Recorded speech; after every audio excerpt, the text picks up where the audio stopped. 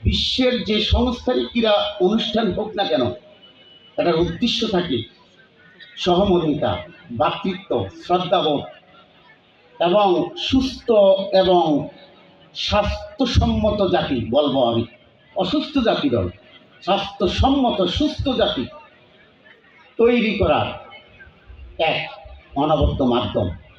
আজকে ইসলামী বিশ্ববিদ্যালয়ের আয়োজনে আন্তঃবিশ্ববিদ্যালয়ে ক্রীড়া অনুষ্ঠানের যে দুটি ইভেন্ট হচ্ছে, এই ইভেন্টের প্রতিযোগিতার সমাপ্তি সফলভাবে আমি কামনা করি।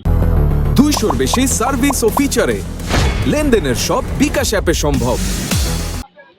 পড়ন্ত বিকেলে ইসলামী বিশ্ববিদ্যালয়, যার খেলাধুলার ক্ষেত্রে জন্মলগ্ন থেকে আছে এক ঐতিহ্য, ইসলামী বিশ্ববিদ্যালয় অ্যাথলেটিক্স, ভলিবল, ফুটবল, বাস্কেটবল সব ক্ষেত্রেই ইসলামী বিশ্ববিদ্যালয়ের ছাত্ররা পড়াশোনার পাশাপাশি তারা ক্রীড়াঙ্গনে তারা অবদান রেখেছে।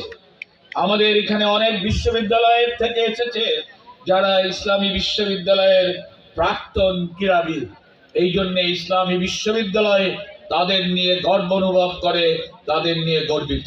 আগামীর বাংলাদেশে আমাদের যে রাজনৈতিক যে চর্চা রয়েছে, রাজনৈতিক যে বিশৃঙ্খল যে কিছু পরিস্থিতি আমরা গত 17 বছর দেখেছি, সেই 17 বছরের সেই দুঃশাসন থেকে আমরা ফিরে এসে একটি শান্তিপূর্ণ রাজনৈতিক পরিবেশ আমরা তৈরি করতে চাই, এবং সেই শান্তিপূর্ণ রাজনৈতিক পরিবেশের অন্যতম মাধ্যম হবে খেলাধুলা।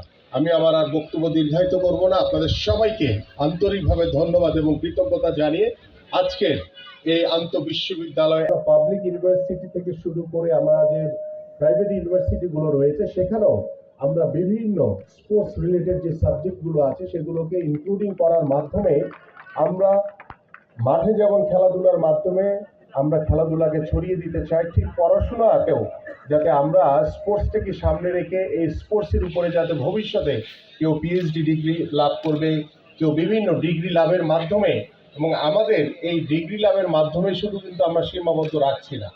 আপনাদের জন্য সুখের ভালো খবর হচ্ছে যে আমরা ইতিমধ্যে আমাদের জেলা পর্যায়ে জেলা ক্রীড়া অফিসার রয়েছে।